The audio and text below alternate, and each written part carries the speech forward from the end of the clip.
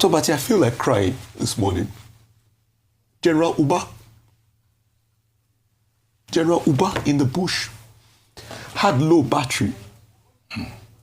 He had low battery. And he made a message out that please come and save me. General Uba was never saved. A general in the Nigerian army. Brigadier General. General Uba was never saved. The next thing we heard was that the bandits got him. And they killed him. When President Tinubu says, we will win, I'm sorry, but I don't believe him. You know why? Let's now kick off what's trending with reactions to a deadly, bloody, and brutal Easter weekend for dozens of Nigerians across the country, with attacks in Benue killing 17, attacks in Kaduna killing 7, and hundreds of people in Nasarawa forced to leave their homes out of fear that they could be next. Now, the Benue killings taking place in Mbalom community in Gwer East, local government area, on Saturday, with reports saying that a security alert was put out regarding the presence of about 50 armed herders dressed in black overalls. Now, it comes as clips on social media showed bodies getting piled in the back of a truck. Let's take a look.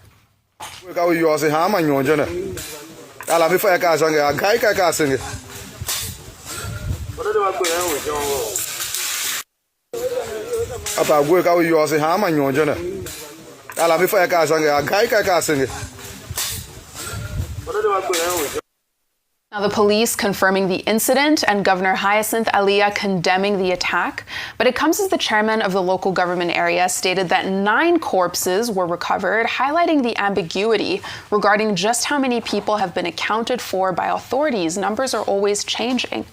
Meanwhile, in Kaduna State, terrorists attacked 2 churches in Ariko and Kachia local government area of the state, killing 7, and kidnapping an unconfirmed number of others at both St. Augustine Catholic Church and First ECWA Church. Now, the attacks both taking place on Easter Sunday morning and sending the state into immediate panic, especially as you had videos like this circulating online showing the eeriness after the attack. An empty church with clothes, slippers, and the environment in total disarray. Now, the Army did say in a Sunday post on X that it has rescued 31 people who were abducted during these kidnappings, saying that troops engaged terrorists in a gunfight and did manage to overpower them. But finally, in spite of that positive update on rescuing 31 lives, the fact of the matter is that communities across the country are living in fear, and they've gradually come to the stark realization that they have to fend for themselves. As a result, we're now seeing more videos of families gathering their children, the elderly, and as many belongings as they can, and leaving their homes in order to save their lives. Let's look at this clip from Nasarawa. People are more than 6,000. Look at how people have sacked them from their community. We don't drive for like how many minutes now? See people. I thought we were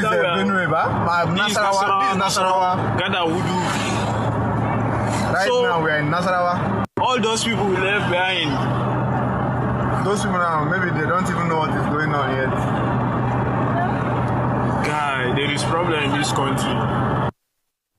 Now, I'll start with you on these, stories on insecurity, the video we're seeing out of Nasarawa, and the Easter weekend attacks that we were seeing at different pockets across the country. I know you discussed it earlier on the show, but how are you kind of seeing this all shape up? All right, let me start by saying that a lot of times what we see is just a failure of leadership in the world. But coming back to that, I talk about leadership and people whom Nigerians have put governance in trust, using their ballots to elect them to these positions. What the picture or the video you've just shown us there from what's happened in Nasarawa is a reflection of what's happening around the country. It was you last week who showed the picture of some community members who had some women who had resorted to self-defense. It was on What's Trending. We showed that video and picture as well. And this is what's happening.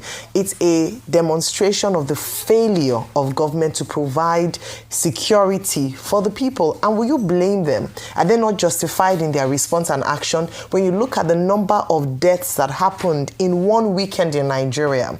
Earlier, we were talking about the speech of the Pope, his Easter message to city and to country. And one of the things things he said is that the world is suffering from globalization of suffering, of indifference, whereby we become desensitized to what is happening. It becomes another number, it becomes another incident, and that's where we find ourselves, and it's very sad.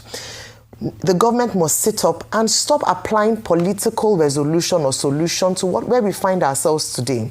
I say political, and I can judge it as such because we hear stories of rescues, releases, but we don't hear anything around arrests. We haven't yet found arrests or investigations into the list of potential or possible funders of terrorism.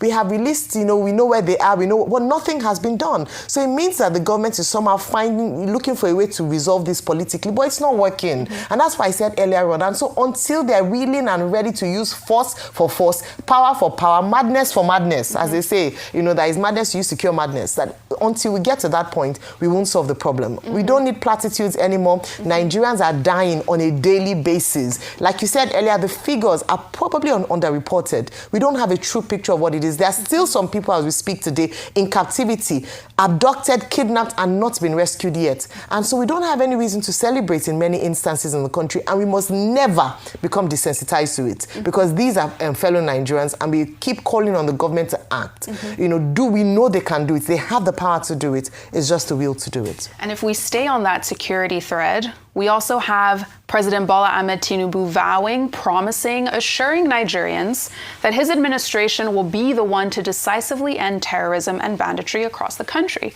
Now, the president made these comments on Saturday in Ogun State during the commissioning of the new Gateway International Airport. Let's take a look. We will win over banditry and terrorism. I gave you the assurance. Nigeria, our country, is resolved to be great and is on the path of greatness once again. Thank you all for listening to me. Thank you. But meanwhile, Dr. Abati, a snippet from a new interview coming up on the Honest Bunch podcast has shocked a lot of people online, as it features the former soldier and content creator known as Soulja Boy, revealing that he only made just over 100,000 naira fighting in the Nigerian military. Now, in the interview, which includes former presidential candidate and political activist Omoyele Sowore, Soulja Boy reveals he also had to buy his own gear. Let's watch. As a soldier, like presently now, they pay me the last salary where I collect for army now 109,000, 111,000. But before that, it was just last year February where they increased the salary. Before now 51,000. So attached with this casket where they pay 20,000 naira. So making 70,000 naira before. So it was February last year that they just increased it to that. So how did they get your uniform? Would they buy them? How much is the uniform? The uniform is about 55,000. More than your salary. Yes. Now, that snippet has been trending a lot online because when we hear about low levels of enlistment, low levels of morale, Nigerians going to enlist in the US and other militaries, it begs the question of whether, as a soldier, it's worth it to put your life on the line when your reward at the end of the day comes to just over 100,000 naira, Dr. Abati. Okay, we've always made the point here that the welfare of our security agents is very important, whether it's the police or the DSS or the military or a civil defense or his fire service, because these are persons who have elected to serve the country, to protect the sovereignty of the country, its territorial integrity, and to ensure that the rest of us can sleep well at home. Now, if you pay a man 51,000 naira, I don't know how many years that former soldier spent in the military, and then just recently, you then increase it to 109. With all these crises that we're talking about all over the world, and how inflation, we were quoting Fitch this morning, is going to go to 15.5% or maybe even higher. How do you expect anybody to survive with 109,000? And it is from that same 109,000 that, according to this former soldier, you have to go and buy your own uniform, buy your own boots. He didn't refer to buying arms and ammunition from that salary because that would be a lot. But the picture that he has painted is enough to discourage anybody. Now, it is not surprising, therefore, that he's a former soldier. He must have left out of, frustration. No matter how well he may love the country, he has commitments. We all go to the same market. There are others, I don't know the circumstances of his departure. There are others that will just drop the gun and their uniform and run away from the military. They will desert. And then it gives them, it robs them of confidence. How many times have we heard that some soldiers refuse to go to the war front to go and fight terrorists, bandits, who, by the way, are better equipped, better motivated? We see them all the time on TV. They are always sharing money on social media. They are unpacking arms and ammunition, sophisticated weaponry. And because these terrorists, these criminals, because they know the condition of the Nigerian foot soldiers in the military, that's why they are always very bold. I cited the example of the Inspector General of Police, Tunji Disu, saying, they are deployed policemen to ensure peace during this Easter period. If you look at what has happened from Palm Sunday till now, from Plateau to Kaduna, back to Kaduna, to Nasarawa, to almost to Benue, it shows that, nobody would take an army of persons who are demoralized who lack confidence. So what do we then make of the regular statement by Nigerian leaders that we salute the gallantry of our soldiers, gallantry, with empty pockets, empty stomach, and inferior arms and ammunition? This is not good enough. It should be addressed. Also this morning, we cited the example of how the American forces went into Iran, inside Iran, to go and rescue one man, one warrior, to say that, look, you are not alone. They sent from Navy SEAL, from CIA, everybody. They sent about 100 soldiers and aircraft and everything. And they brought the man back home. If it is Nigeria, if the enemy shoots you down and you find yourself to one mountain, well, God, may the Lord be with you. However, the president has assured us that we will win. But we also said this morning that it's not just about rhetoric. It's not just about reassurance. Before now, one president used to tell us, we assure you. Well, President Tinubu is not using that kind of phrase. He's giving us hope. He's saying we are making the effort. We will do a lot more. We want to see the evidence of that effort that is being made, so that more people will be encouraged to fight and stand up for this country. Exactly. And those who toil so that this country can be saved, they deserve better treatment. Absolutely. So critical that our military is properly taken care of in order to protect the country and its people. Let's take our next story with President Tinubu's special advisor, Bayo Onanuga, stating that the president has basically just approved the payment of the country's 3.3 trillion naira bill that has kept electricity supply and reliability at crippling low levels. Now, for context, this is a debt that's been piling up for over 10 years. In a statement released yesterday evening, Onanuga states in part, and I'll read from his post, the long-standing debts accumulated between February 2015 and March 2025. Following verification, $3 trillion has been agreed as a full and final settlement, ensuring a fair and transparent resolution. What does this mean for you as Nigerians? With payments reaching the power value chain, generation will be more stable. With power plants supported, electricity reliability will improve. And as the sector stabilizes, more investment, more jobs, and better service will follow. And I'll take two quick reactions before coming to you, Rufai. Benny on X said, if this doesn't end the era of paying for darkness and estimated billing, we're just subsidizing old failures with new money. Nigerians don't need more schemes. We need the lights to stay on. Is this a genuine turning point or just another expensive chapter in our national archives? Then we have Moses, who said, is there assurance that the government will disperse the money on time? Whatever leads to debt buildup needs to be addressed. This is a good development. The whole country is expecting blackout right now. Hope this will have a meaningful effect. Now, Rufai, just your take on this story. I know it was discussed earlier, but electricity is so critical because everyone can see whether there's light or not. I mean, it's clear, and with the administration essentially making this promise, people will be expecting light. Will people have light anytime soon? No, you will not have light. I like being honest. I'm a honest person. I don't do propaganda. Anese, I'll show you something on my phone I just got just now. Mm-hmm. This same announcement was made in 2024. I'll show you. I think I just put it out on my Twitter feed. I'll show you. You can read it out.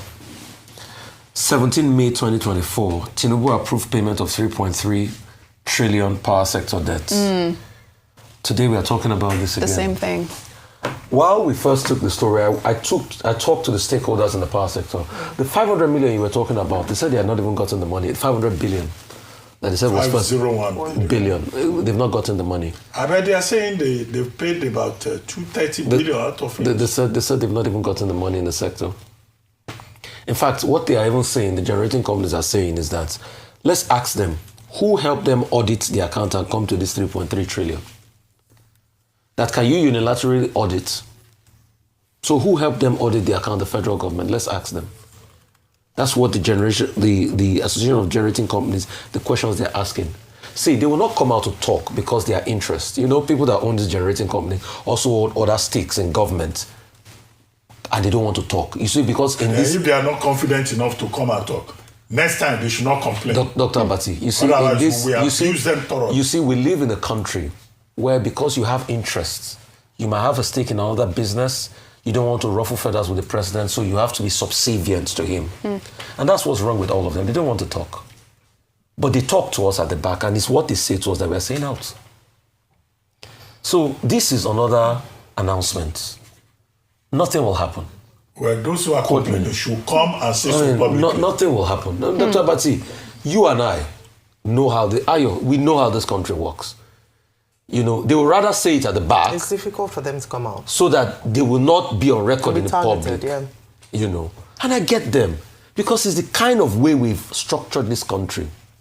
An ecosystem that supports bullying. And Dr. Abati, were we not here when a lady came out to talk about what's happening in the hospital in Enugu and she was bullied? Just suspended. Yeah. And that's why you see, when President Tinubu said we will win, President Tinubu, yeah, it's good to give hope. But it's hard to say we will win. The ecosystem is in tatters. I mean, look at the military officer, 109,000. Dr. Abati, go no further. You were saying how they rescued the fighter pilot, was a colonel, was a redneck, top officer, colonel.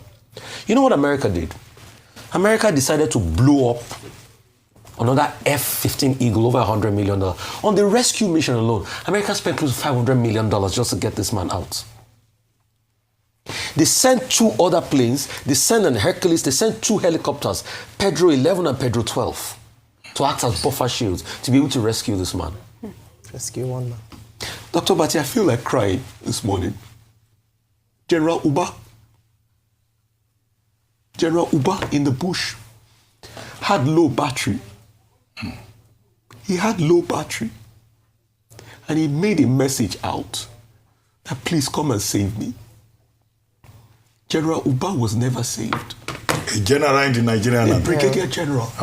General Uba was never saved. The next thing we heard was that the bandits got him. And they killed him. We remember how General Uba's wife had to cry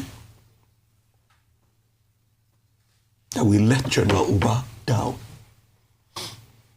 Okay, we just expect government to be to do more. So the plan is not to discourage soldiers, Nigerian soldiers. When President Tinubu says we will win, I'm sorry, but I don't believe him. You know why? They're busy about buying military platforms, big military platforms. They're not even thinking about the soldiers that are losing their lives every day. They're not showing like they care for them. It's all about signing defense contracts where people get to benefit, where people make millions. Leonardo, all the companies make millions. But we couldn't save General Uba. General Uba was from, I think, the 25 Strike Force, a very prominent team that had done a lot in fighting banditry. General Uba was our hero. And we let him down. And we all remember how this government acted around the story. At first, there was a lot of denial. Yeah. Right. I just want to say, because it's important, based on what you're saying, that we often come here to praise the efforts of our Nigerian military, and we emphasize the fact that we honor them, we respect them, that despite all odds, they still are encouraged to go out there to, to fight, and they do it. And so that's why we keep speaking up and advocating for better welfare for them, because sometimes they end up paying the ultimate price. Many of them know what they've signed up to when they sign up to it, but what we're then asking for is that, can we ensure that every single Nigerian life matters? And just to again reiterate our honor and respect for the Nigerian military, and I hope they feel honored, so that when they go out, they know that the people are supporting them, the people are honoring them, the people respect them, and we deeply appreciate the sacrifices that they make. Absolutely. It's sad what's going on right now, but we have to keep hope alive. So just pray that they will continue to understand just how cherished. That's why we don't joke with the Armed Forces Remembrance Day, whether here at Arise or, for people around. We highly honor that, and we thank them very much for their service. Absolutely. And I know that that's something that's felt across the country as well. When we see these videos of military tanks going through towns and people are cheering them, it's,